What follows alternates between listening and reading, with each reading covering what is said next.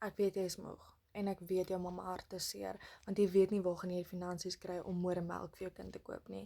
Ek weet jy is moeg om te sien jou man daal lank weg van die huis af werk, net sodat hy kos op die tafel kan sit vir jou gesin. Ek weet dit is taaf en ek was presies in dieselfde omstandighede.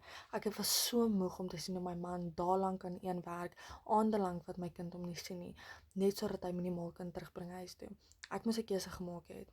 Gaan ek gaan werk, my kind in 'n skool sit, my kind amper nooit sien nie, as gevolg van ek wat moet werk, of gaan ek 'n besluit maak om myself te belê, die kans vat op myself en te probeer my en my gesinslewe verander.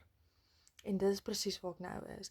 Ek het 'n besluit gemaak om iets te probeer wat ek nog nooit gedoen het nie, maar ek het die kans gevat om dit te try en at least probeer ek iets maak vir my gesin. At least sit ek nie in dieselfde omstandighede en probeer iemand anders te please net sodat my gesin kan eet nie.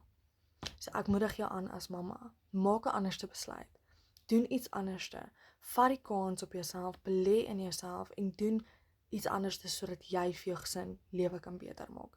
As jy reg is om 'n besluit te vat en die journey aan te pak, sit vir my een in die kommentaar, dan gee ek vir jou meer info.